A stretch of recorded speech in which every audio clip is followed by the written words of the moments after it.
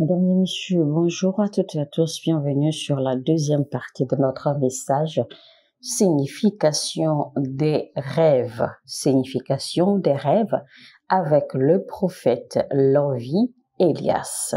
Nous allons lire 1 Samuel 28, verset 6 qui dit « Saül consulta l'Éternel, et l'Éternel ne lui répondit point, ni par des songes, ni par l'Urim, ni par les prophètes. » Alors, Saül cherchait la face de Dieu. Saül demandait quelque chose à Dieu qu'il ne recevait pas. Vous savez, la plupart du temps, c'est ce qui arrive aux gens. Les gens prient et ils demandent des choses à Dieu. Et quand ils demandent des choses à Dieu, eh bien, ils n'ont pas la patience d'attendre pour voir si Dieu leur donne des instructions. Les gens demandent des choses à Dieu et ils sont pressés de voir la chose s'accomplir. Et ils n'ont pas le temps de patienter pour voir la chose s'accomplir ou le temps de patienter pour recevoir des instructions afin d'opérer et de savoir comment est-ce que la chose va s'accomplir, et ils se découragent et ils vont chercher ailleurs. Alors que normalement, quand vous faites des prières et que vous demandez des choses à Dieu, il faut toujours faire attention à vos rêves après cela. Et donc, Dieu dit ici que voilà, la Bible dit que Dieu n'a pas répondu à Saül ni par les rêves, ni par les songes, etc., ni par les transes. Et donc, la Bible a fait mention premièrement des rêves. Ça veut dire que les rêves constituent le premier canal à travers lequel Dieu communique avec vous. Et alors, la dernière option à laquelle vous faites recours, eh bien, c'est le prophète de Dieu. Vous faites recours au prophète de Dieu parce que vous avez manqué de faire attention à vos rêves, parce que vous avez manqué d'entendre Dieu ou de recevoir les instructions de Dieu à travers vos rêves. Quand vous priez, que vous demandez quelque chose à Dieu, il faut toujours faire attention à vos rêves après cela, parce qu'à travers vos rêves, Dieu pourrait vous parler. À travers vos rêves, Dieu pourrait vous donner des instructions. À travers vos rêves, Dieu vous montrera comment faire pour aboutir ou pour arriver à accomplir ou à recevoir ce que vous avez demandé. Alors, imaginez par exemple Jacob. Jacob a eu la certitude et la conviction, d'accord, qu'il était dans la bonne direction parce qu'il a eu un rêve. Parce que souvenez-vous, après que Dieu se soit révélé à lui à travers le songe qu'il a eu, eh bien, il était convaincu que voici, il était vraiment dans la bonne direction, parce que si le message de Dieu n'était pas convaincant, il aurait également compris qu'il n'était pas dans la bonne direction et certainement il aurait reçu instruction de quoi faire. Donc, il est très important de toujours veiller sur vos rêves. Veillez, d'accord, faire attention aux détails de vos rêves après que vous ayez exercé une période de prière à demander quelque chose à Dieu. N'attendez pas que Dieu fasse les choses tout seul, parce que Dieu ne fera rien tout seul et vous risquez même de ne pas le constater. Donc, Dieu vous donnera toujours la stratégie, les moyens ou la façon, d'accord, d'atteindre le but que vous recherchez. Lisons Ecclésiaste 5, verset 7 qui dit « Car s'il y a des vanités dans la multitude des songes, il y en a aussi dans beaucoup de paroles. C'est pourquoi craignez Dieu. » Alors, comme je le dis depuis le début, ce n'est pas parce que vous rêvez que c'est Dieu qui est en train de vous parler, car il y a beaucoup de songes, beaucoup de rêves qui ne sont que vanité. Nous allons lire en Jérémie 22, verset 32. Je reprends ceci. Nous allons lire en Jérémie chapitre 23, verset 32 qui dit « Voici, dit l'Éternel, j'en veux aux prophètes qui prennent leur propre parole et la donnent pour ma parole. J'en veux à ceux qui prophétisent des songes faux, qui les racontent et qui égarent mon peuple par leurs mensonges et par leur témérité. Je ne les ai point envoyés. Je ne leur ai point donné d'ordre, et ils ne sont d'aucune utilité à ce peuple, dit l'Éternel. » Vous avez donc besoin d'être soumis à des prophètes de Dieu, des prophètes reconnus et authentifiés par Dieu. Vous avez besoin d'être entouré, d'être soumis à de vrais prophètes de Dieu et non ceux qui vendent leurs paroles, ceux qui vendent leurs propres paroles et se faisant passer pour les représentants de Dieu ou prétendant vendre la parole de Dieu, ou ceux qui, plus encore, eh bien, vous vendent des illusions, vous vendent des rêves qui ne se réaliseront peut-être jamais. Ceux-là même qui, de par leurs paroles, leurs prophéties, etc., vous dévient de la voix originale de Dieu. Saith the Lord of hosts, Jeremiah 29 verse 8. For thus Alors lisons Jérémie 29, verset 8 qui dit « Car ainsi parle l'Éternel des armées, le Dieu d'Israël, ne vous laissez pas tromper par vos prophètes qui sont au milieu de vous, et par vos vains. N'écoutez pas vos langues songeurs, dont vous provoquez les songes. » Un homme spirituel ne doit pas être influencé par ce qui est à l'extérieur ou ce qui se passe à l'extérieur, mais plutôt par ce qui se trouve à l'intérieur. Personnellement, je suis beaucoup plus influencée par les choses spirituelles, par les réalités spirituelles que les réalités de la chair. Et les circonstances externes n'influencent jamais mon homme intérieur ou ma personnalité interne. Vous devez être touché et influencé par les choses qui se passent à l'intérieur de vous et non les circonstances autour de vous. Car cela affectera négativement vos rêves et vos interprétations des rêves. Parce que tout ce qui se trouve à l'externe va influencer vos rêves. Et si vous faites beaucoup trop attention aux choses qui se passent à l'externe, eh bien, vos rêves seront influencés, vos rêves seront corrompus, parce que vous risquez de recevoir de mauvais messages, vous risquez de recevoir ou d'avoir de mauvais rêves. Et c'est la raison pour laquelle votre œuvre avec le Saint-Esprit, eh bien, commence depuis votre intérieur. Parce qu'il faut que le Saint-Esprit vous fortifie à l'intérieur. Les choses externes sont temporelles, mais les choses internes sont éternelles. C'est là que l'œuvre du Saint-Esprit commence, parce que le Saint-Esprit vous fortifie. Et quand le Saint-Esprit vous fortifie, eh bien, tout ce qui vous concerne va demeurer interne et non externe. Nous allons lire Daniel chapitre 1, verset 17. Dieu accorda à ces 4 jeunes gens de la science, de l'intelligence dans toutes les lettres et de la sagesse. Et Daniel expliquait toutes les visions et tous les songes. Donc, vous pouvez acquérir de la connaissance. Vous pouvez acquérir des connaissances spirituelles, c'est-à-dire que l'on peut vous enseigner des connaissances spirituelles. Alors, lisons Nombre 12, verset 6. Et il dit, « Écoutez bien mes paroles. Lorsqu'il y aura parmi vous un prophète, c'est dans une vision que moi, l'Éternel, je me révélerai à lui. C'est dans un songe que je lui parlerai. » Alors, je vais vous dire qu'en réalité, les rêves, on ne voit pas les rêves, mais on entend les rêves. En réalité, vous entendez les cœurs avec vos yeux. Donc, les rêves sont entendus. Et vous entendez avec vos yeux. C'est-à-dire, ce n'est pas que vous voyez les rêves ou que vous rêvez que ce que vous voyez avec vos yeux, mais en réalité, parce que quand vous savez un rêve, en réalité, c'est un message qui vous est livré.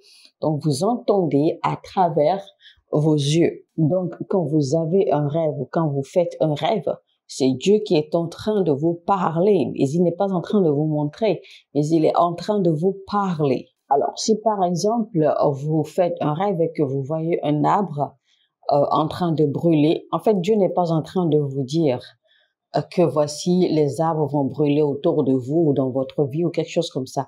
Mais Dieu est plutôt en train de vous faire comprendre. Il est en train de vous dire qu'un royaume est sur le point d'être consumé. Car Dieu a dit dans sa parole, je me révélerai à lui. Je lui parlerai dans les rêves. Donc, si vous ignorez vos rêves, c'est que vous ignorez en même temps les paroles de Dieu. Donc, quand vous faites un rêve, comme j'ai dit, Dieu est en train de vous parler.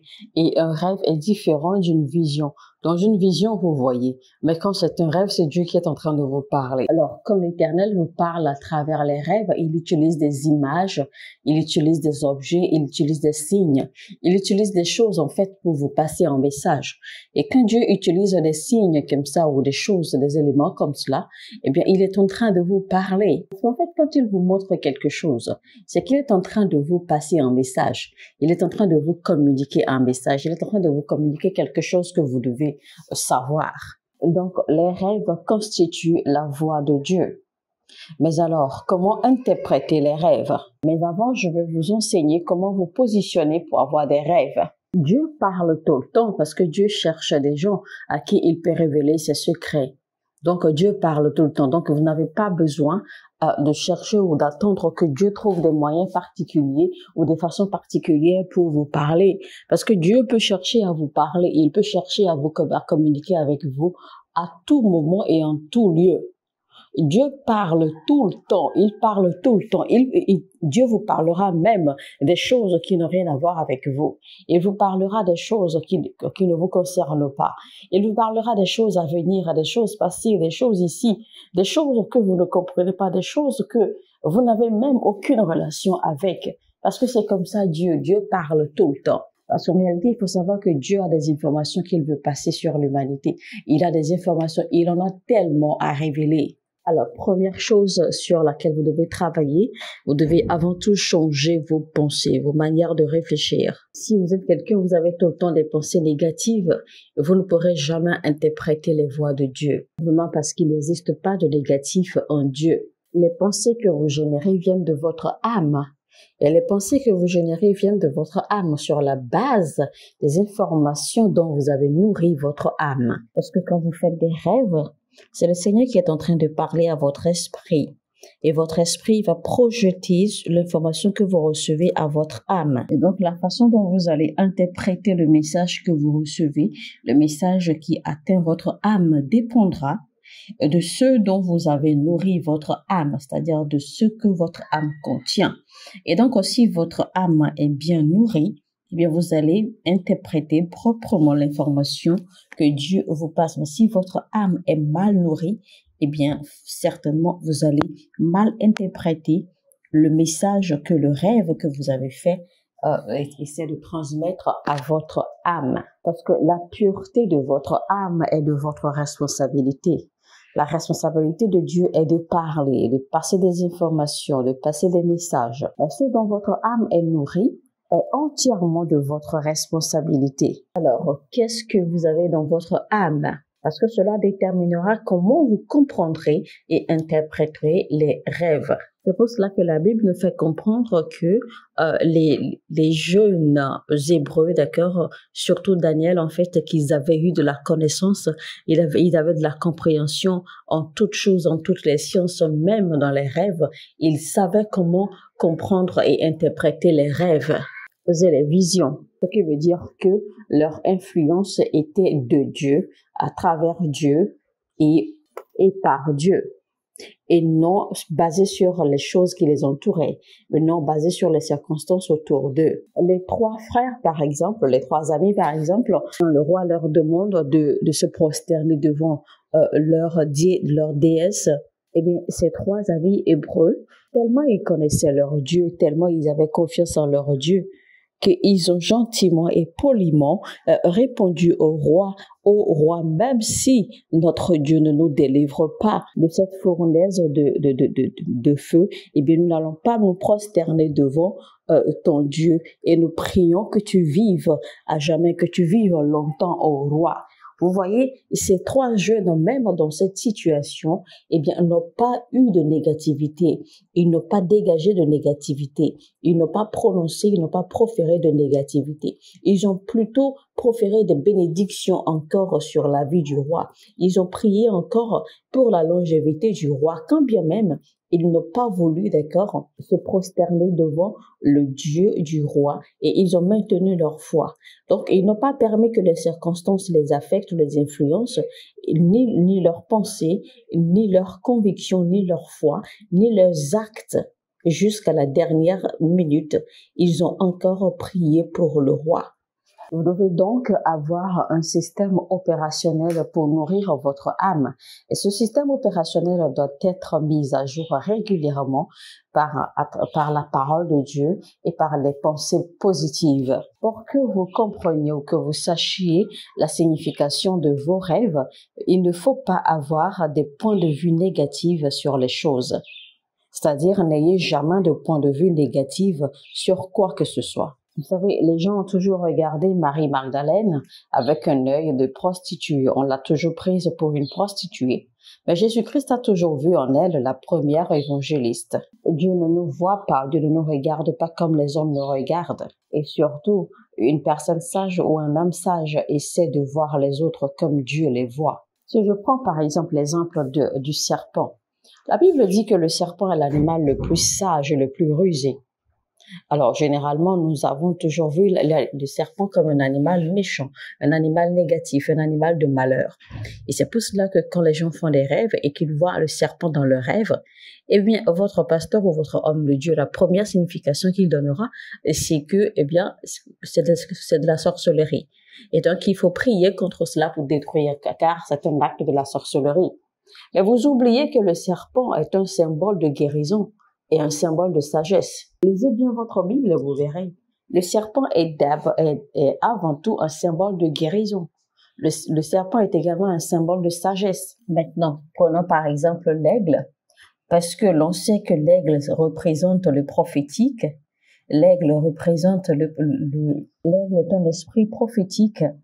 Et donc, à supposer par exemple que vous faites un rêve et que vous voyez l'aigle dans votre rêve, eh bien, vous serez content, vous allez commencer à célébrer, vous allez commencer à jacasser. Mais l'aigle peut signifier également un élément négatif. L'aigle peut signifier quelque chose de négatif. Aussi, il faut souligner rapidement au passage que les choses que vous voyez dans vos rêves, les éléments que vous voyez dans vos rêves peuvent également avoir des significations selon votre culture ou selon la culture ou les cultures auxquelles vous êtes attachés. Parce qu'il y a des choses qui ont différentes significations, différentes définitions, d'accord, pour les gens selon leur culture. Donc, parfois, Dieu vous montre certaines choses également que vous devez comprendre également sur la base de vos cultures également. Maintenant, mais il faut considérer en premier c'est-à-dire la définition ou la signification de ce que Dieu vous montre, parce que Dieu veut que toute chose soit basée avant tout sur sa culture, c'est-à-dire la culture divine, la culture du ciel. Et donc, faites tout pour travailler sur votre conscience. Ayez une conscience claire, ayez une conscience pure. Deuxième chose, quand vous allez vous coucher ou faire une sieste, allez faire vos siestes, allez dormir toujours dans la conscience, toujours dans l'espérance que Dieu vous parle. C'est-à-dire que espérez toujours, désirez que Dieu vous parle dans votre sommeil ou dans votre sieste, que Dieu vous passe un message. Espérez toujours avoir cette expérience. Parce qu'ainsi vous ouvrirez la porte et vous permettrez à Dieu, d'accord, de vous parler, de communiquer avec vous. C'est-à-dire que vous vous disposez à ce que Dieu vous parle. Troisièmement, soyez une personne, vous n'oubliez jamais vos rêves, c'est-à-dire que soyez une personne, essayez toujours de vous rappeler les rêves que vous faites. Nous allons lire Genèse 42, verset 9. Joseph se souvint des songes qu'il avait eus à leur sujet, et il leur dit, « Vous êtes des espions, c'est pour observer les lieux faibles du pays que vous êtes venus. » Ça veut dire que Joseph avait la possibilité ou la capacité de se souvenir de ses rêves. Même les rêves qu'il a eus quand il était enfant, il pouvait s'en souvenir. Et si vous ne prenez pas vos rêves au sérieux, vous n'allez pas pouvoir vous les rappeler. Et si vous êtes quelqu'un qui donne de l'importance aux rêves, chaque fois que vous faites un rêve et que vous vous levez, eh bien, vous allez les écrire. Donc, il faut prendre l'habitude. De noter vos rêves quelque part. Notez toujours vos rêves. C'est-à-dire que prenez toujours note de vos rêves prenez toujours note de vos rêves quelque part, afin de ne pas oublier. Car plus votre connaissance et votre sagesse grandit, d'accord, dans les choses spirituelles, eh bien plus vous allez comprendre et interpréter mieux vos rêves. Même les rêves que vous avez eus dans le passé, vous allez pouvoir vous les rappeler et les interpréter. Et quand vous prenez note de vos rêves, marquez-les toujours des dates et des heures précises auxquelles vous avez fait ces rêves. Prenez vos rêves sérieusement, c'est très très important. Ne comptez donc pas sur votre mémoire intellectuelle pour garder tous vos rêves, parce que il y a des rêves que vous allez faire qui pourraient ne pas être pour vous dans le présent, mais des rêves qui pourraient servir pour d'autres personnes dans l'avenir, même si vous n'êtes pas là. Donc, c'est pour cela qu'il est très important de toujours prendre note de vos rêves dans un cas. C'est-à-dire que prenez un cahier, donnez-vous un cahier et prenez toujours note de vos rêves avec date et heure à l'appui.